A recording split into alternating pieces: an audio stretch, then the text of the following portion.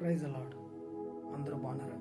ఈరోజు దేవుని వాక్యాన్ని మనం చూసుకున్నట్లయితే సామెతల గ్రంథము 27వ అధ్యాయము 1వ వచనం చూసుకుందాం.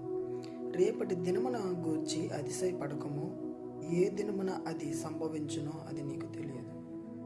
ప్రతి ఒక్కరు గమనించండి, రేపు ఏం చేద్దామా, రేపు ఎలా ఉందామా అనేది మనం రేపటి గురించి ఆలోచిస్తాం. రేపేంటి, ఎల్లుండేంటి, అవతలేంటి అని మనం ఆలోచిస్తాము, కానీ అసలు రేపు ఏం సంభవించినో మనకు తెలియదు. కీడు సంభవిస్తుందా, లేకపోతే మేలు వస్తుందా, సంతోషం వస్తుందా, బాధ వస్తుందా అనేది మనకి తెలియదు.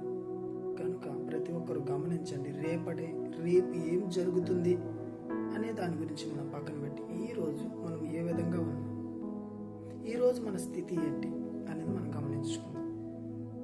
దేవునికి వాక్యం సెలవిస్తుంది, ఏ దినము ఏం సంభవించినో అది మనకి తెలియదు. తెలుసా? ఏ దినము ఏ సమయం ఏం వస్తుందో అనేది మనం చెప్పలేము.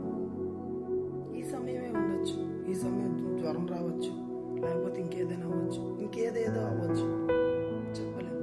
అందుకే రేపటి గురించి కానీ సమయం గురించి మనం ఆలోచించకుండా మనము దేవునికి నమ్మకంగా బ్రతుకుదాం, దేవునికి నమ్మకంగా మన జీవితం. ప్రతి ఒక్కరు కూడా ప్రతిదినం ప్రార్థన చేసుకోండి, వాక్యం చదువుకోండి, దేవునికి దగ్గరగా ఉండండి, పాపానికి దూరంగా ఉండండి. God bless you. ప్రతి ఒక్కరు కూడా నా వీడియోస్ చూస్తున్నందుకు మీకు ధన్యవాదాలు. అలాగే సబ్స్క్రైబ్ చేసుకోండి, లైక్ చేయండి, కామెంట్ చేయండి.